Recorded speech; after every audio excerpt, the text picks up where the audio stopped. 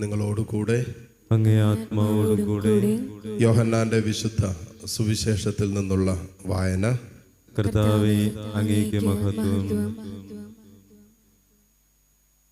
അധ്യായം 14, 7 മുതൽ 14 വരെയുള്ള തിരുവചനങ്ങൾ. അക്കാലത്ത് യേശു തൻ്റെ ശിഷ്യന്മാരോട് അരുളി ചെയ്തു, നിങ്ങൾ എന്നെ അറിഞ്ഞിരുന്നെങ്കിൽ എൻ്റെ പിതാവിനെയും അറിയുമായിരുന്നു. ഇപ്പോൾ മുതൽ നിങ്ങൾ അവനെ അറിയുന്നു, നിങ്ങൾ അവനെ കാണുകയും ചെയ്തിരിക്കുന്നു. ഫിലിപ്പോസ് പറഞ്ഞു, കർത്താവേ, പിതാവിനെ ഞങ്ങൾക്ക് കാണിച്ചു തരിക, ഞങ്ങൾക്കത് മതി. യേശു പറഞ്ഞു, ഇക്കാലം അത്രയും ഞാൻ നിങ്ങളോട് കൂടെയായിരുന്നിട്ടും ഫിലിപ്പോസേ, നീ എന്നെ അറിയുന്നില്ലേ? എന്നെ കാണുന്നവൻ പിതാവിനെ കാണുന്നു. പിന്നെ പിതാവിനെ ഞങ്ങൾക്ക് കാണിച്ചു തരിക എന്ന് നീ പറയുന്നത് എങ്ങനെ? ഞാൻ പിതാവിലും പിതാവ് എന്നിലുമാണെന്ന് നീ വിശ്വസിക്കുന്നില്ലേ? ഞാൻ നിങ്ങളോട് പറയുന്ന വാക്കുകൾ സ്വമേധയാ പറയുന്നതല്ല, പ്രത്യുത എന്നിൽ വസിക്കുന്ന പിതാവ് തൻ്റെ പ്രവൃത്തികൾ ചെയ്യുകയാണ്. ഞാൻ പിതാവിലും പിതാവ് എന്നിലുമാണെന്ന് ഞാൻ പറയുന്നത് വിശ്വസിക്കുവിൻ, അല്ലെങ്കിൽ പ്രവൃത്തികൾ മൂലം വിശ്വസിക്കുവിൻ. സത്യം സത്യമായി ഞാൻ നിങ്ങളോട് പറയുന്നു, എന്നിൽ വിശ്വസിക്കുന്നവനും ഞാൻ ചെയ്യുന്ന പ്രവൃത്തികൾ ചെയ്യും. ഞാൻ പിതാവിൻ്റെ അടുത്തേക്ക് പോകുന്നത് കൊണ്ട് ഇവയേക്കാൾ വലിയവയും അവൻ ചെയ്യും. നിങ്ങൾ എൻ്റെ നാമത്തിൽ ആവശ്യപ്പെടുന്നതെന്തും പിതാവ് പുത്രനിൽ മഹത്വപ്പെടാൻ വേണ്ടി ഞാൻ പ്രവർത്തിക്കും. എൻ്റെ നാമത്തിൽ നിങ്ങൾ എന്നോട് എന്തെങ്കിലും ചോദിച്ചാൽ ഞാനത് ചെയ്ത് തരും.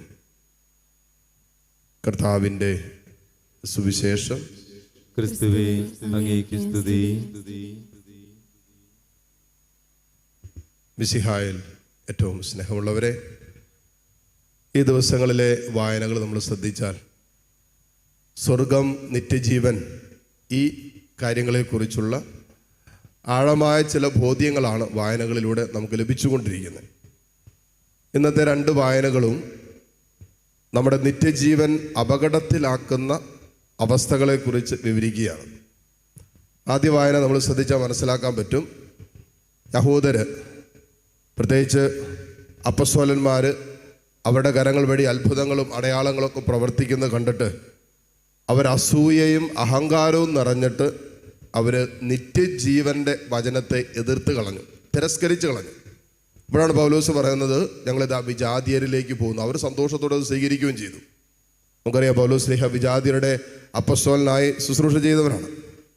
അപ്പോൾ ഇവിടെ നിത്യജീവൻ്റെ വചസ്സുകൾ വന്നിട്ട് അതിനെ സ്വീകരിക്കാതെ ബോധപൂർവം അസൂയയും അഹങ്കാരവും കൊണ്ട് നിത്യജീവൻ്റെ വചസ്സിനെ അവർ തിരസ്കരിച്ചു.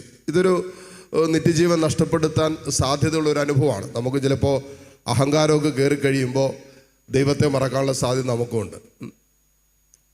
അഹങ്കാരം നമ്മുടെ ഹൃദയത്തിൽ നിറയും, അസൂയ നിറയുമ്പോൾ ദൈവസ്നേഹത്തിൽ നിന്നൊക്കെ വ്യതിചലിക്കാനുള്ള പല സാധ്യതകളും നമ്മളും ഇന്ന് കടന്നു പോകുന്നുണ്ട്. യഹൂദരെ മാത്രം നമുക്ക് കുറ്റം പറയാൻ പറ്റില്ല.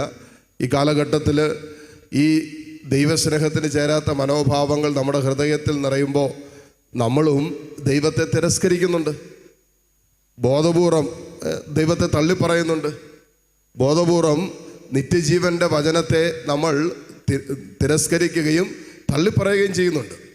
ഇനി സുവിശേഷത്തിലേക്ക് വരുമ്പോൾ അത് അല്പം കൂടി നമ്മുടെയൊക്കെ ജീവിതവുമായി ബന്ധപ്പെട്ട് നമുക്ക് വളരെ എളുപ്പത്തിൽ കാണാവുന്ന വിഷയമാണ്. കർത്താവിൻ്റെ കൂടെ നടക്കുകയാണ്. ഇപ്പോൾ ഫിലിപ്പോസ് കർത്താവ് സ്വർഗത്തെക്കുറിച്ചും പിതാവിനെക്കുറിച്ചും എന്നെ കാണുന്നവൻ പിതാവിനെ കാണുന്നുവെന്നും ഞാനും പിതാവ് ഒന്നാണെന്നൊക്കെ ഉള്ള പഠനങ്ങൾ പറഞ്ഞപ്പോൾ ഫിലിപ്പോസ് പറഞ്ഞു, ഞങ്ങൾക്ക് പിതാവിനെ കാണിച്ചു തരിക. ഈശോ പറഞ്ഞു, ഫിലിപ്പോസേ, ഇത്രയും നാൾ നീ എൻ്റെ കൂടെ നടന്നിട്ടും നിനക്കെന്നെ മനസ്സിലായില്ലേ? ഇത് ബോധപൂർവമുള്ളൊരു തിരസ്കരണമല്ല, അജ്ഞത കൊണ്ട് നമുക്ക് ഒരുപക്ഷെ നമ്മുടെ നിത്യജീവൻ തിരസ്കരിക്കാം, നഷ്ടപ്പെടുത്തി കളയാം. ഈശോയുടെ കൂടെ നടന്നിട്ട് അത്രയും നാൾ കർത്താവിൻ്റെ കൂടെ നടന്നിട്ട് ഈശോ ചോദിക്കാന്ന്, ഇത്രയും നാളും എൻ്റെ കൂടെ നടന്നിട്ടും നിനക്കെന്നെ മനസ്സിലായില്ലേ? നമ്മളും കഴിഞ്ഞ കാലഘട്ടം അത്രയും കർത്താവിൻ്റെ കൂടെ നടന്നവരാണ്. മാമോദീസായിലൂടെ അവൻ്റെ കൂടെ നടക്കുന്ന ജീവിതം ആരംഭിക്കുകയും കൂദാശകളിലൂടെ ഇന്നും ആ ജീവിതത്തിൽ തുടരുന്നവരായ നമ്മൾക്ക് സംഭവിക്കാവുന്ന നിത്യജീവിതവുമായി ബന്ധപ്പെട്ട ഏറ്റവും വലിയ അപകടം എന്താണെന്നറിയോ? ഈ അജ്ഞതയാണ്, അറിവില്ലായ്മയാണ്. ഇത്രയും നാൾ കൂടെ നടന്നിട്ടും നമ്മൾ നിത്യജീവൻ നഷ്ടപ്പെടുത്തിയാണ് നടന്നുകൊണ്ടിരിക്കുന്നതെന്ന് തിരിച്ചറിയാതെ പോയാൽ അതിൽ ഏറ്റവും വലിയ അപകടം.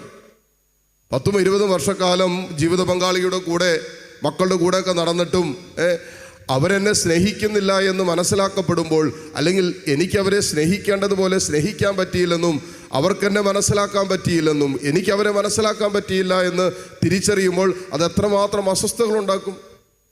ഒരു ആയുഷ്കാലം മുഴുവനും കർത്താവിൻ്റെ കൂടെ നടന്നിട്ട്, ഒരു ജീവിതം മുഴുവനും ദൈവസ്നേഹത്തിൽ നമ്മെ തന്നെ സമർപ്പിച്ചിട്ട് അറിയേണ്ടവനെ അറിയേണ്ടതുപോലെയാണ് അറിയാതെ നമ്മൾ നടക്കുകയാണെങ്കിൽ, പ്രത്യേകിച്ച് ഈശോയുടെ കൂടെ നടക്കുമ്പോഴും മനസ്സിൽ വെറുപ്പും വിദ്വേഷവും അശുദ്ധിയും പകയും വൈരാഗ്യ ബുദ്ധിയും ഇതൊക്കെ മനസ്സിലും ഹൃദയത്തിലൊക്കെ സൂക്ഷിച്ചുകൊണ്ട് നമ്മൾ നടക്കുമ്പോൾ ഈശോ പറയുന്നത്, ഇക്കാലം അത്രയും കൂടെ നടന്നിട്ട് ഫിലിപ്പോസേ നിനക്ക് എന്നെ മനസ്സിലായില്ലേ? അത് നടക്കാൻ തുടങ്ങിയിട്ട് കുറച്ച് നാളായല്ലോ. കൗദാശിക ജീവിതം നയിച്ച് ആ സ്നേഹത്തിൽ നിലനിൽക്കാൻ ആഗ്രഹിച്ച് നടക്കാൻ തുടങ്ങി കുറേ നാളായല്ലോ. എന്നിട്ടും നിനക്ക് എന്നെ മനസ്സിലാക്കേണ്ടതുപോലെ നീ മനസ്സിലാക്കിയില്ലേ?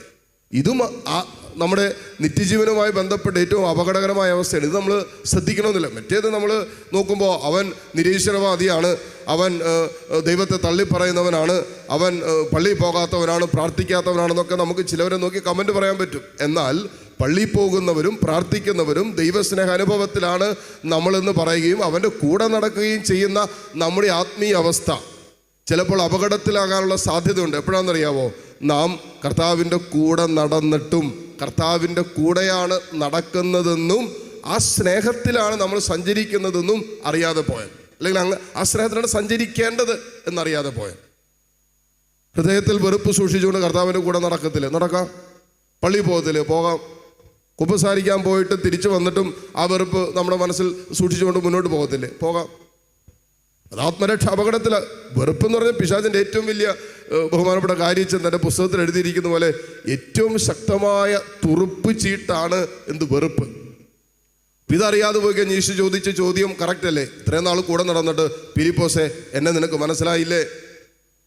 ഇത്രയും നാൾ കൂടെ നടന്നിട്ട് ദൈവസ്നേഹം, യഥാർത്ഥ ദൈവസ്നേഹം കുരിശിൽ വെളിപ്പെടുത്തിയ ആ പരിശുദ്ധമായ സ്നേഹം എന്തെന്ന്, കാൽവരിയുടെ നെറുകയിൽ ഞാൻ പൂർത്തിയാക്കിയ നിത്യജീവൻ്റെ രക്ഷാകരമായ പദ്ധതി എന്തെന്ന് നിനക്ക് മനസ്സിലായില്ലേ എന്ന് ഈശോ അവൻ്റെ തിരുശരീര രക്തങ്ങൾ സ്വീകരിക്കുന്ന നമ്മോടും ഉള്ളിലിരുന്ന് ചോദിക്കുന്നത് കേൾക്കാൻ പറ്റാതെ പോകുന്ന ആത്മീയ അന്ധതയും അജ്ഞതയും നമ്മുടെ നിത്യജീവൻ അപകടത്തിലാക്കുന്ന അവസ്ഥയാണ്.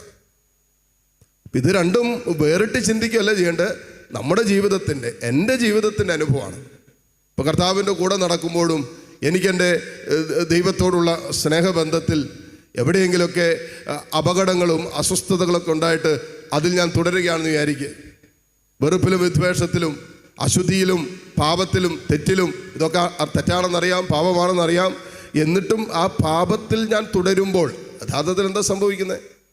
ഞാൻ എന്നെ തന്നെ ഈ സത്യത്തെക്കുറിച്ച് അറിഞ്ഞിട്ടും അജ്ഞത നടിച്ചുകൊണ്ട്, അറിവില്ലായ്മ നടിച്ചുകൊണ്ട് ഞാൻ മുന്നോട്ട് പോയിക്കൊണ്ടിരിക്കുക.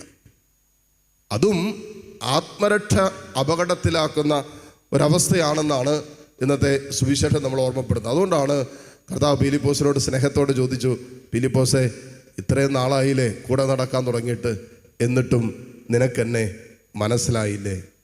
പിതാവിൻ്റെയും പുത്രൻ്റെയും പരിശുദ്ധാത്മാവിൻ്റെയും നാമത്തിൽ ആമേൻ.